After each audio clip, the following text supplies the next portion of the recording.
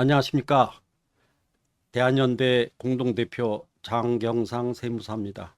지난 시간에 세금에 대하여 이렇게 좀 어떻게 보면 이제 유래라든가 이제 일반적으로 우리가 상식적으로 알아야 될 부분에 대한 말씀을 드린 시간을 가졌고요. 이제 오늘부터는 이번 시간부터는 어 이제 실질적으로 우리한테 직접적으로 부닥치는 세금에 대한 이제를 사례를 들어서 말씀드리는 그런 시간을 갖기로 하겠습니다. 우선 제일 요새 제 그 주변에 저한테 제일 많이 물어보시는 게 상속이 좋으냐, 증여가 좋으냐, 또 부동산을 어떻게 관리하는 게 좋으냐, 뭐 이런 좀 뭔가 이게 그 재산에 대한 그 여러 가지를 많이 물어보십니다.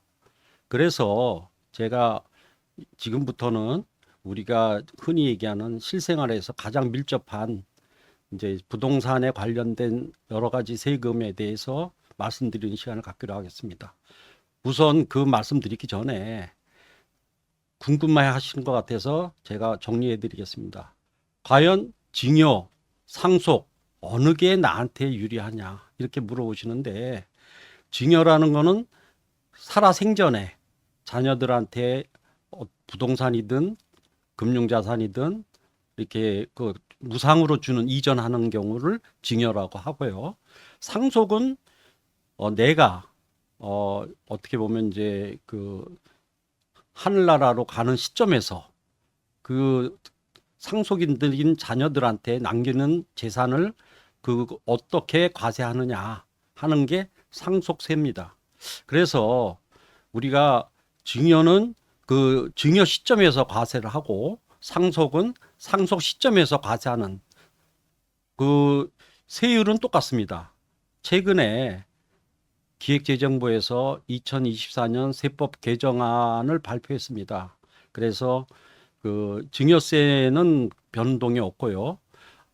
상속세에 대해서 배우자 공제가 있고 그다음에 자녀 공제가 있는데, 지금까지는 자녀 공제를 1인당 5천만 원에 지금까지 그 적용해 왔습니다. 그런데 그것을 지금 그 국회에 제출한 개정안에 따르면은 자녀 1인당 5억까지 공제하도록 대폭 재산 그 상속세 공제를 그렇게 그 개정안을 제출했고요. 그다음에 이제 증여세율이나 상속세율의 최고세율은 30억, 증여가액이나 상속가액이 30억이 넘을 때는 최고세율이 50% 적용이 되는데, 그 최고세율 50%를 40%, 지금 얘기하면은 상속세율이 적용되는 그 구간이 40% 이상인 경우는 이제 40%로 통일하도록 해서 최고세율인 50%보다는 완화하는 그런 세법 개정안이 제출이 돼 있고요. 그러나 지금 현재 국회에서 이번 금년도 정기국회에서 그것을 통과시켜야만, 결의를 해서 통과시켜야만 그게 그 정부의 개정안이 채택이 되는 거고요. 근데 이제 한편 야당에서는 그 또 정부안과 좀 다른 또 여러 가지 대안을 지금 마련하고 있는 걸로 알려지고 있어. 그것은 금년 말 정기국회가 마무리될 때 과연 이 상속세는 어떻게 개편되느냐 하는 점은 그때 가서 확정될 것 같습니다. 어쨌든 그 지금까지 우리 그 재산을 갖고 있는 기성세대에서 그 여러 가지 상속세에 대한 부담이 있다고들 다들 갖고 있기 때문에 그 부담을 어떻게 하면은 절세할 수 있느냐 하는 관심들이 많은 것 같습니다. 그래서 이제 그 부분은 금년 말에 상속세 개정안이 확정되면은 다시 설명드리려고 하고요. 그러면은 우리가 그 지금 과연 그 상속이나 증여를 하는 데 있어서 무엇을 가지고 하는 게 제일 그래도 바람직하냐 하는 부분을 그 궁금해 하시더라고요. 그리고 통상적으로 우리가 예전에 우리 전통적으로 보면 이 부동산에 그 부동산을 사놓으면은 절대 손해는 안 본다 하는 것이 지금까지 우리가 그 다들 그렇게 알고 있고 또 실제 그 현상도 그런 현상을 우리가 확인하고 있습니다. 최근에 문재인 정부 들어서서 집값이 폭등을 했습니다. 집값이 폭등하다 보니까 거기에 따른 보유와에 관계되는 재산세라든가 또 고가 주택에 대해서는 종합부동산세까지 상당 부분 그 세액이 큰 폭으로 증가를 했습니다. 그래서 그 제 지인 중에 그 당시 문재인 정부 시절에 강남에 아파트를 두 채 갖고 있는 경우에 이거를 종합부동산세 부담이 너무 많으니까 이거를 꼭 처분해야 되지 않느냐 하고 물어왔습니다. 그랬을 때 제가 그때 마침 대선을 앞두고 있는 시점이라 차기 정부가 어떤 정부, 보수냐 진보냐 진영에 따라서 이 정책이 여러 가지 변수가 있다. 그러니까 대선 때까지 이 한번 좀 지켜본 다음에 그때 다음에 그 변함이 없다면은 진보 정권이 그대로 이어가서 변함이 없다면은 그때 가서 처분하는 걸로 하는 게 좋겠다. 이렇게 제가 권유를 했고 결과적으로 윤석열 정부 보수를 지향하는 윤석열 정부가 들어서면서 종합부동산세가 상당 부분 완화됐습니다. 그 결과적으로 그 지인은 그 판단을 지켜보는 걸로 판단해서 결국은 지금까지 그 아파트를 보유하는 걸로 알려지고 있고요. 뒤늦게 저에 대해서 그때 상황에 대해서 그렇게 조언한 거에 대해서 뭐 고맙다는 말을 들은 바 있습니다. 이렇게 우리가 부동산을 갖고 있더라도 어떻게 갖고 있고 언제까지 갖고 있고 어떤 방식으로 이거를 정리하는 게 좋을지 사실은 우리가 항상 궁금해하는 부분입니다. 그래서 일단은 그런 부분에 있어서 우리가 가장 핵심적인 사안으로서 주택에 대한 부분을 알아보는 시간을 갖도록 하겠습니다. 원래 이 주택을 취득을 할 때 우리가 내는 세금이 있습니다. 그래서 취득할 때 내는 세금은 지방세로서 취득세가 있고요. 그 다음에 취득하고 나서 그거를 보유하면서 또 그 하고 있으면서 뭐 그 집에 주택에 거주하거나 또 거주는 안 하더라도 보유하더라도 우리가 내는 세금이 또 재산세가 있습니다. 근데 이 취득세하고 재산세는 지방세입니다. 그래서 그 지방세를 취득세는 얼마를 부담하고 재산세는 얼마를 부담하는 거는 여러 가지 뭐 1주택인지 또 고가주택인지 또 뭐 2주택이니 3주택이냐 이렇게 그 경우에 따라서 이 세율이 또 달라지고요. 그 다음에 이렇게 매매에 의한 취득이냐 증여에 의한 취득이냐 상속에 의한 취득이냐 요것도 또 취득세율이 그런 그 유형에 따라서 다 다릅니다.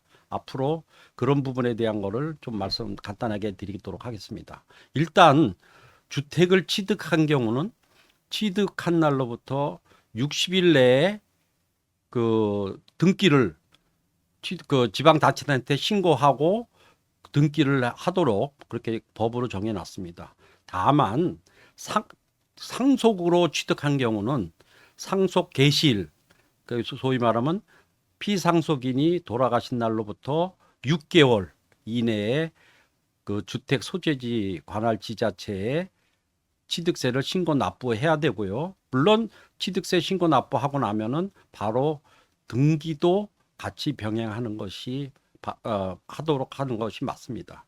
그러면은 매매에 의해서 유상으로 취득한 경우에는 취득가액의 몇 프로를 세금을 내느냐? 아까 말씀드렸듯이 일반적으로 그 취득하는 그러니까 한 주택을 갖고 매매하는 경우는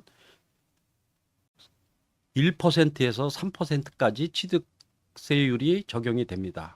그런데 2주택이나 3주택인 경우는 8%나 12%에서 또 그 취득세가 적용되기 때문에 요것도 주택을 취득했다 해서 똑같이 적용되는 게 아니라 그 주택의 수에 따라서 또 어느 위치에 있느냐, 가액이 얼마냐에 따라서 이렇게 취득세율이 여러 가지 적용한다는 점을 좀 알고 계시면 좋고요. 그 다음에 이제 매매는 아니지만은 어떤 그 부모로부터 자녀들한테 미리 내가 사전 상속 개념으로 일부 주택을 주는 경우가 있습니다. 그래서 그 증여되는 그 증여 가액이 얼마냐에 따라서 기본세율은 3.5%인데 중과세율은 12%까지 적용이 됩니다. 12%까지 적용되기 때문에 그 증여하는 부동산에 대해서는 반드시 그 전문가의 그 자문을 받아서 우리가 흔히 얘기해서 지금 증여하는 것이 자녀들한테 꼭 필요한 건지 그런 증여세 고율의 증여세도 세율을 취득세율까지 부담하면서까지 그렇게 하는 것이 과연 타당하고 받아들일 수 있는 수준인지.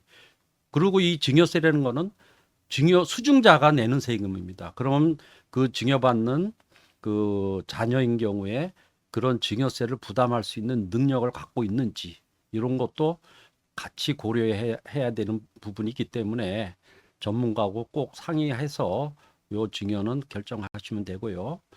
상속은 어차피 이거는 뭐 내가 그 피상속인이 돌아가시는 시점에서 뭐 어쩔 수 없이 받아야 되는 게 상속으로 인한 취득이기 때문에 기본세율은 2.8%의 취득세율을 적용하고요. 다만 예외적으로 내가 집이 없는 상태에서 아니면은 일가구 1주택인 상태에서 주택을 상속받은 경우는 취득세율이 0.8%의 세율을 적용한다. 그다음에 이제 그 신축 내가 이제 토지를 일본 대지를 좀 갖고 있는 게 나대지를 갖고 있는데 건물을 짓기로 한다 그러면은 그 신축이라 그러죠. 그래서 신축에 의한 취득세율은 2.8% 적용합니다. 이렇게 매매나 증여를 취득하거나 상속으로 취득하면은 그런 세율이 여러 가지 세율을 적용하고요. 그 다음에 또 매매나 증여의 주택 취득은 취득 가액이 과세 표준이 되고 상속인 경우는 그 주택 공시 가격이 과세 표준이 되고 또 이렇게 이제 여러 가지 이런 경우의 수가 많기 때문에 이제 그런 경우는 전문가하고 꼭 사전에 내가 이런 경우에 무슨 취득세율이 어떤 게 적용되는지를 반드시 확인한 다음에 거기에 그 조세 부담을 최소화할 수 있는 방안을 그렇게 찾아서 살피는 것이 필요하다고 생각합니다. 그래서 이제 그런 제가 지금 개괄적으로 주택을 취득할 때 부담하는 취득세에 대해서 그 여러 가지 경우에 를 일반적인로 말씀드렸는데 구체적인 사례에 대해서 말씀드리겠습니다. 일단은 기본세율이라 그래 갖고 1주택자 그다음에 그 요새는 그 많이 완화됐지만은 조정 지역이냐 비조정 지역이냐. 그래서 비조정 지역의 2주택자인 경우에 기본세율이다 해 갖고 6억 원 그 주택가액이 6억 원 이하인 경우에 취득세율이 1%입니다. 근데 6억 원 초과하고 9억 원 이하인 경우에 1%에서 3%가 적용이 되고요. 그다음에 그 9억 원 초과인 소위 말하면 이제 고가주택이라는 경우에는 3%의 취득세율을 그 적용을 하고 있습니다. 다만 그 좀 아까 제가 말씀드린 중과세율이라는 것은 조정지역은 2주택자인 경우, 비조정지역은 3주택자인 경우에 취득할 경우에 국민주택 규모 이하인 경우에 8%의 중과세율을 적용하고요. 8% 초과하는 경우는 12%까지의 세율을 적용하도록 이렇게 상당히 중과를 하고 있습니다. 그래서 그 우리가 이 주택을 매매할 경우에 내가 한 주택을 갖고 있는지, 2주택을 갖고 있는지, 3주택을 갖고 있는 거에 따라서 그런 여러 가지 그 세부담도 이렇게 그 여러 가지가 있기 때문에 반드시 그걸 사전에 검토하시는 필요가 있고요.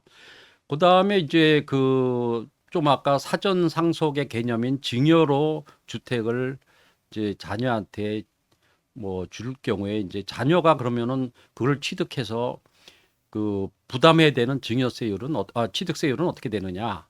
일단 비조정 대상 지역 내에 있고 주택 공시 가격이 3억 원 이하인 소위 말하면 이제 소규모의 주택인 경우는 취득세율이 3.5%만 적용합니다.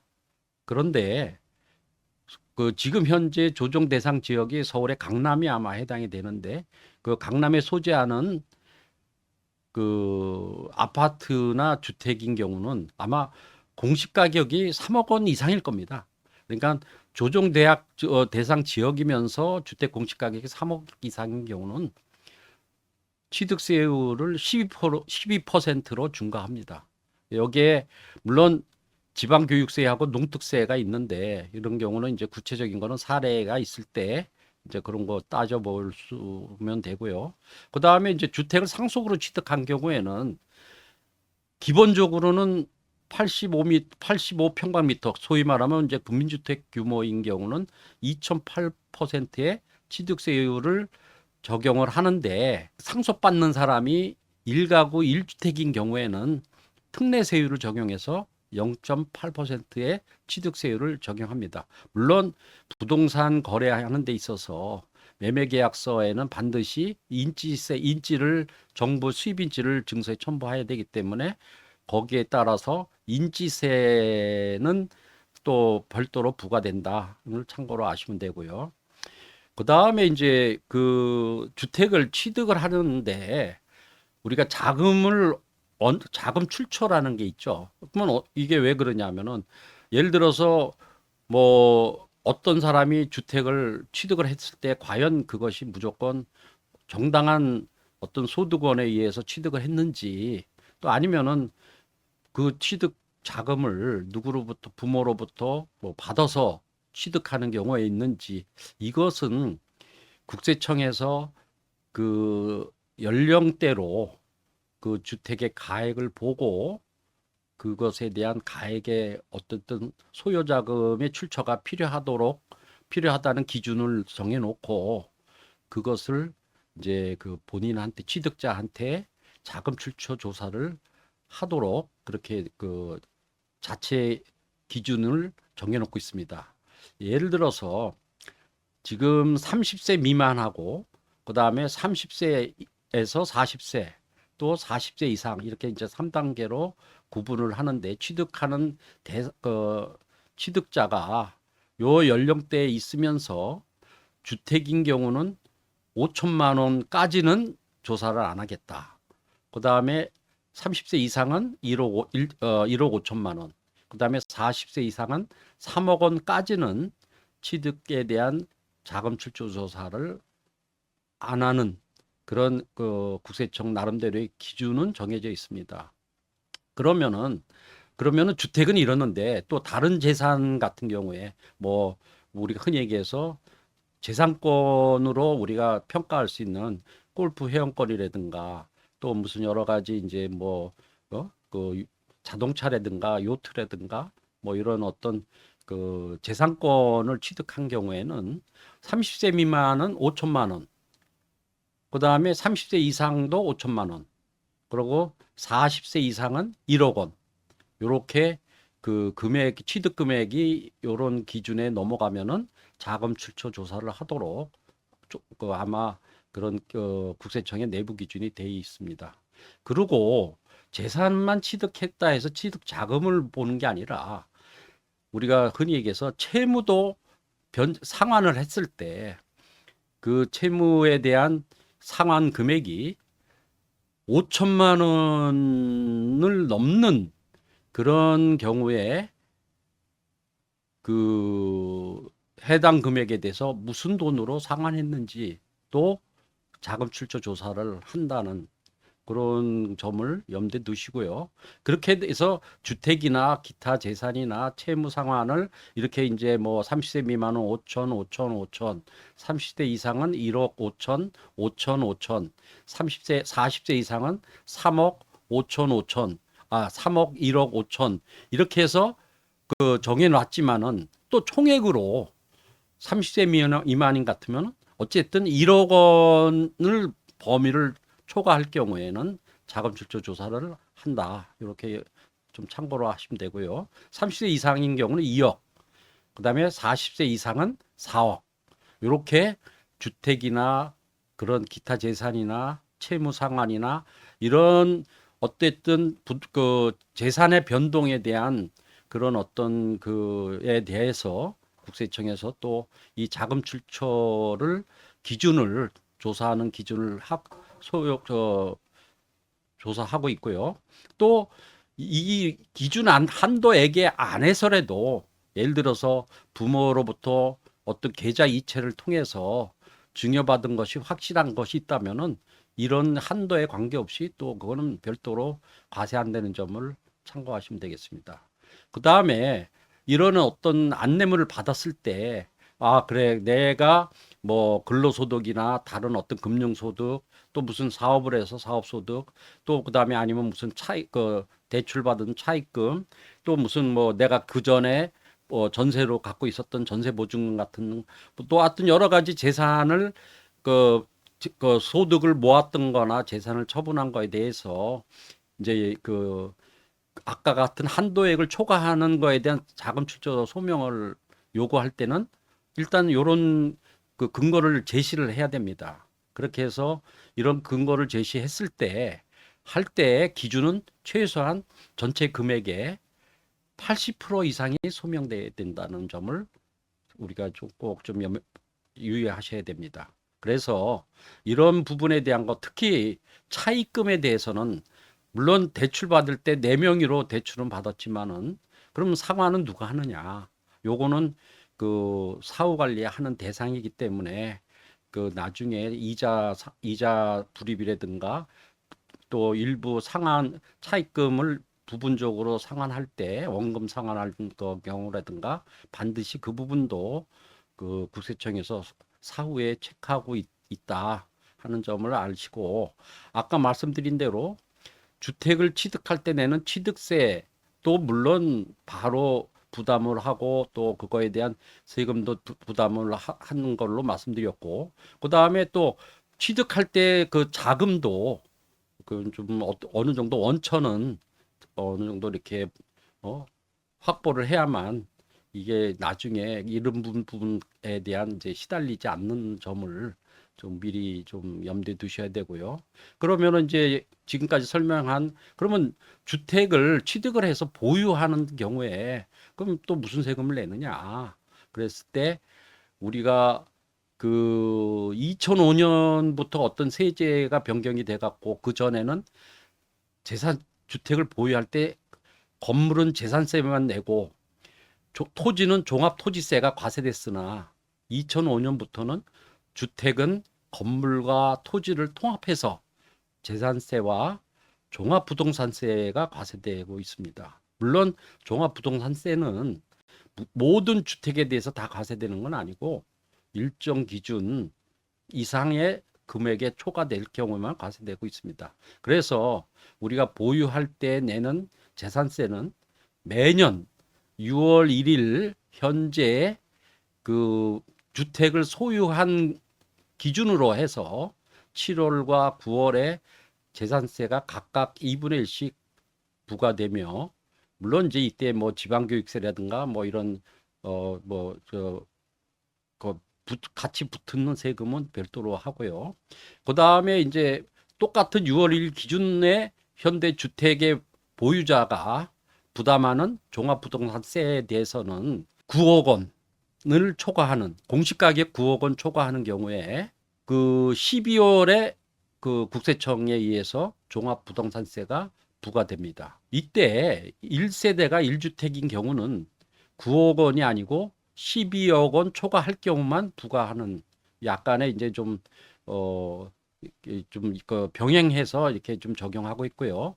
물론 이때 종합부동산세에는 반드시 농특세, 농어촌 특별세가 붙어서 고지됩니다.